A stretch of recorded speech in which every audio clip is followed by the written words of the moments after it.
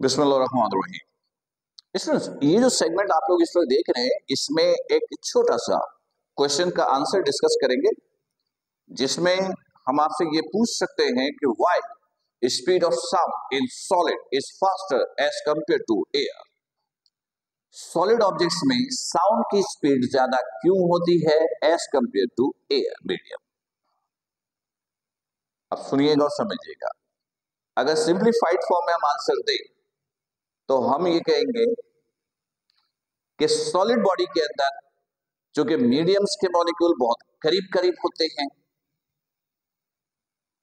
इसलिए एनर्जी की ट्रांसफॉर्मेशन तेजी से होती है, स्पीड तेज होती है as compare to air. Air के मॉलिक्यूल थोड़े दूर दूर होते हैं, इसलिए वहां पर एनर्जी की ट्रांसफॉर्मेशन यानी sound is the form of energy, उसकी ट्रांसफॉर्मेशन थोड़ी स्लो होती है, इसलिए वहां पर स्पीड हम कम कहते हैं। लेकिन मैं जरा इसको एक्सप्लेन करने की कोशिश करता हूं।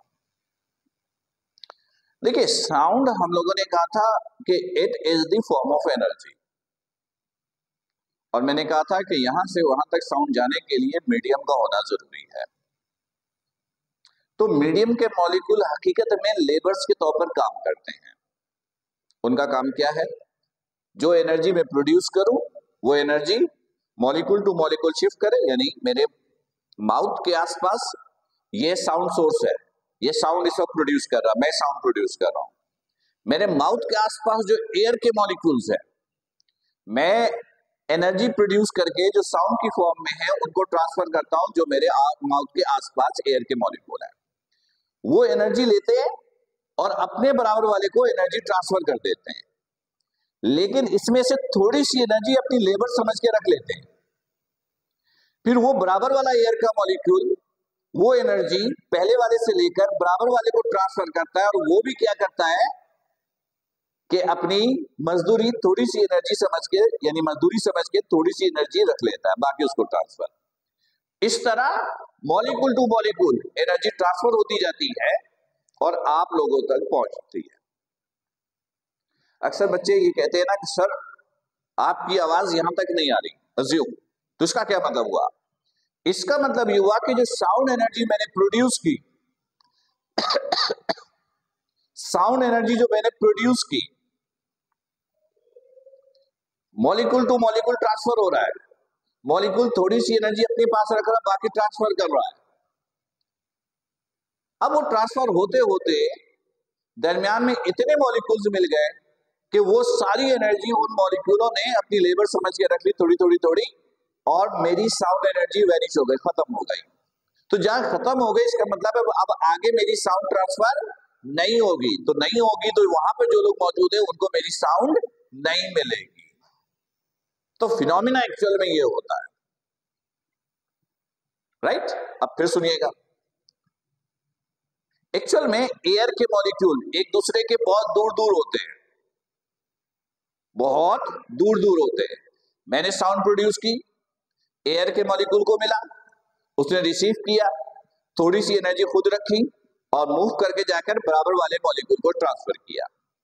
उसने थोड़ी एनर्जी रखी, आगे ट्रांसफर किया। इस तरह होते होते वो ट्रांसफर, चूंकि मॉलिक्यूल बहुत दूर दूर है, आप ये कह लो कि लेबर जरा दूर दूर है, तो साउंड बहुत दूर तक गए, लेकिन लेबर को खुद मूव करके आगे जाना पड़ रहा है एनर्जी की ट्रांसफॉर्मेशन के लिए। तो उसमें टाइम ज्यादा कंज्यूम हो गया, वेलोसिटी कम हो गई। क्योंकि टाइम ज्यादा कंज्यूम होगा तो वेलोसिटी कम हो जाएगी, क्योंकि v और t एक दूसरे के इनवर्स है, एक दूसरे के इनवर्स है। सॉलिड बॉडी में क्या होता है कि मॉलिक्यूल्स एक दूसरे के बहुत करीब होते हैं। सॉलिड बॉडी में मॉलिक्यूल्स एक दूसरे के बहुत करीब होते हैं। जैसी साउंड प्रोड्यूस हुआ, मॉलिक्यूल टू मॉलिक्यूल एनर्जी तेजी से ट्रांसफर होती है। एनर्जी की ट्रांसफॉर्मेशन में टाइम बड़ा कम कंज्यूम होता है। टाइम कम कंज्यूम होता है तो वेलोसिटी क्या होती है? ज्यादा होती है। इसलिए सॉलिड बॉडी के अंदर साउंड की स्पीड ज्यादा होती है as compare to air molecules. हाँ, ये अलग बात है कि सॉलिड बॉडी के अंदर डिस्टेंस जो ओवरऑल कवर होता है वो कम होता है, एयर मॉलिक्यूल में ज्यादा होता है। लेकिन यहां पर क्वेश्चन ये था कि why speed in solid body is greater than as compare to air. तो स्पीड का ताल्लुक cover distance per unit time से है। जहां टाइम कम कंज्यूम होगा वहां पर स्पीड ज्यादा होगी। तो सॉलिड बॉडी के मॉलिक्यूल की जो एनर्जी ट्रांसफॉर्मेशन है वो बड़ी तेजी से होती है। एनर्जी ट्रांसफॉर्मेशन ही एक्चुअल में वेलोसिटी को रिप्रेजेंट करता है। इसलिए सॉलिड बॉडी के अंदर साउंड की स्पीड ज्यादा होती है, और एयर मीडियम में चूंकि मॉलिक्यूल एक दूसरे से दूर दूर होते हैं इसलिए वहां पर साउंड की स्पीड जरा कम होती है एज कंपेयर टू सॉलिड। मेरा ख्याल है कि इसका रीजन बिल्कुल समझ में आ गया होगा, इसका आंसर बिल्कुल समझ में आ गया होगा कि why speed of sound is faster in solid body as compare to air. Students, अब इसको प्रॉपर वे में लिखेंगे कैसे, इसके लिए मैंने वर्कबुक में बिल्कुल क्लियरली लिख कर दिया है। अगर एग्जाम से पूछ लिया जाए तो आप बिल्कुल अपनी वर्डिंग में लिखें, बात समझ में आ जाती है तो आप अपनी वर्डिंग में लिख सकते हैं, कोई इश्यू नहीं है, कोई प्रॉब्लम नहीं है। लेकिन अगर आप इससे कोई लर्न करके लिखना चाहे, बात तो समझ में आ गई होगी, तो वो याद करके भी लिख सकता है। फिर भी कोई कंफ्यूजन हो तो लाइव सेशन में आपके पास ऑप्शन मौजूद है, आप मुझसे बिल्कुल डिस्कस कीजिएगा। अपना ख्याल रखिएगा। अस्सलाम वालेकुम।